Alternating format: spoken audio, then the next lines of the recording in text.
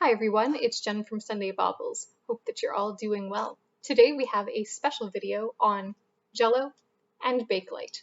What do these two have in common? Well, Lime Jello was introduced in 1930 and Bakelite was at the height of its popularity. The translucent green color that you see became known as Lime Jello. So I thought it would be fun to take a look at some jewelry, talk about the history of Bakelite, and then make some all original recipes to taste test live on camera. This is a recipe book from 1930 when that lime jello brand new flavor was introduced, and there are some winners. So tag along with me for a fun adventure in jewelry and food. Leo Hendrik Baekeland was a Belgian-American chemist. In 1899, he sold his invention of Velox photo paper to Kodak Eastman for $750,000. One of the requirements of sale was that he do no research in photography for 20 years, so Baekeland looked for a new area of research.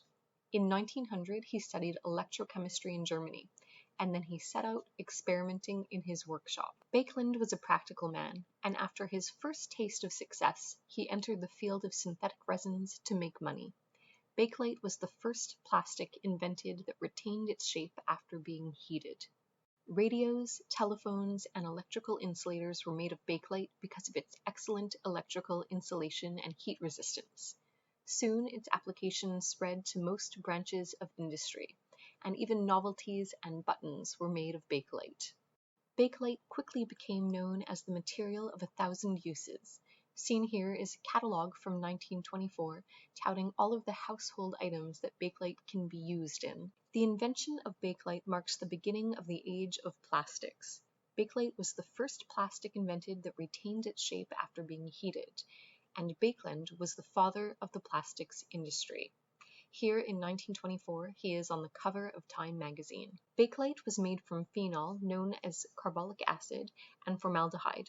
The chemical name of Bakelite is polyoxybenzyl methyl and glycolin hydride. Well, that seems like a bit of a tongue twister, but I found the perfect resource on YouTube to teach us all how to say it without skipping a beat. It's polyoxybenzyl methyl and glycolin hydride, a thermosetting plastic made by heating up zinc chloride. Don't forget to add a pinch of phenyl formaldehyde, polyoxybenzyl methyl and glycolin hydride. Polyoxybenzyl methyl and glycolin hydride, a thermosetting plastic made by heating up zinc chloride. Don't forget to add a pinch of phenyl formaldehyde, polyoxybenzyl methyl and glycolin hydride.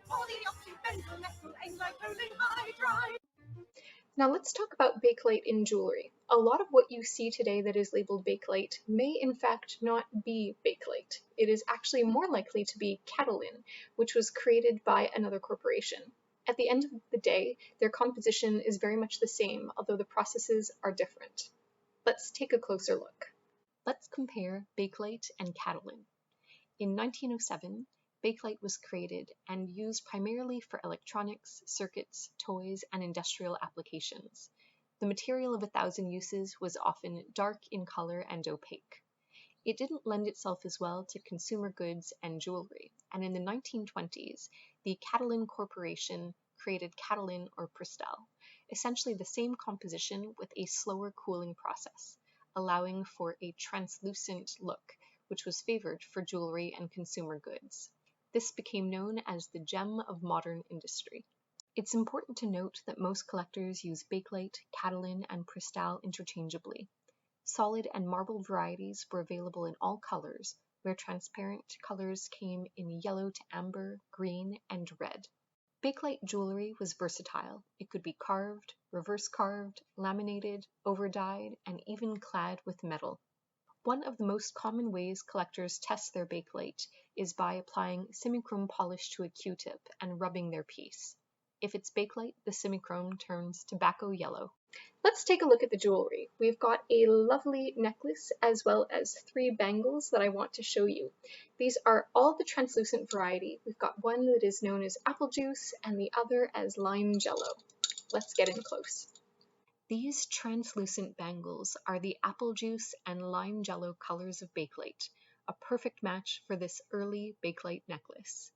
This necklace is a rare lime jello necklace on original green cord. Watch how the beads catch the light, and note the slight variation in colors between the large and small beads. The closure is a molded screw barrel. This is another great indicator of an early Bakelite piece. Before we dive into looking at these recipes and taste testing the ones that I chose to make, we should talk a little bit about Jello's history. These recipe booklets were available usually free of charge or for just a few pennies so that customers would buy them and make all the recipes for their families. In 1929, there was a complete book of Jello recipes that was released for all flavors except for lime, and when lime was introduced in 1930, it became very important that they release this similar book. But let's talk first about the history of Jello. Where did it come from, and is it popular? Gelatin has been used in recipes for centuries and required hours of preparation to produce. In 1845, Peter Cooper, inventor of the renowned locomotive Tom Thumb, obtained the first patent for gelatin dessert. It lacked qualities that would make it shelf-stable and portable, so never really became commercialized. In 1895, Pearl B. Waite, a cough syrup maker in New York, adapted Cooper's 1845 patent for gelatin dessert, and this became Jello. He lacked the means to fully commercialize it, so he sold the company to Orator Woodward, who was able to fund its production and advertising. Early ads focused on the Jello girl, delicious dainty desserts, and desserts for entertaining and parties. Jello was novel, tasty, and inexpensive.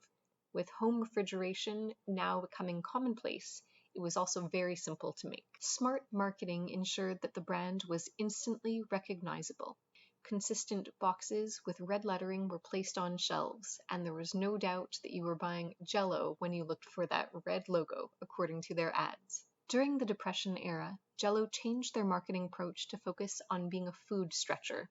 As you can see from these ads, Jello was targeting the thrifty shopper. These images are from the Lime Jello recipe book printed in 1930 to coincide with the release of the new lime flavor. It was an instant hit, in part because it lent itself so well to savory applications. And now for the moment that you've all been waiting for, we are going to taste some of these Lime Jello 1930s recipes. Up first, we'll taste the spicy Sea Dream salad. It's got some cucumber that's been pressed through a sieve, onion juice, cayenne, and lime jello. Let's give it a taste.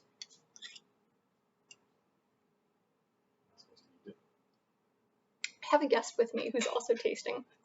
It's not as bad as you would think. It's more savory than sweet. Is it something I would make for guests? Probably not. my taste test panel looks like this. So I don't think that it's an eat again on his list either. Any thoughts from the peanut gallery? It's pretty bad. All right. For our second course, we have the crisp summer salad. Lime jello, radishes, green onions, cucumbers, and let's give this one a taste too. I've cut off a nice size portion for my guests because it would be rude not to share.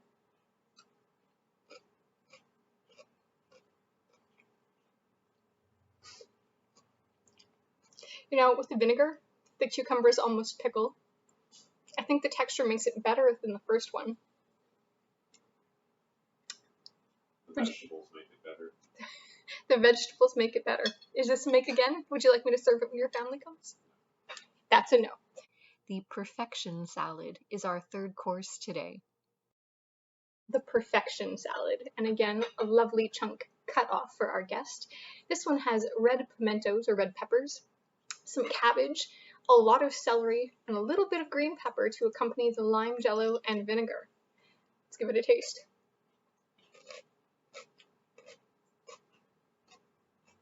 I think this one's the best one yet. It is actually refreshing. Is it good? Better than the last two. I'll go with that. We have a vote for better than the last two, but that doesn't sound like a make again.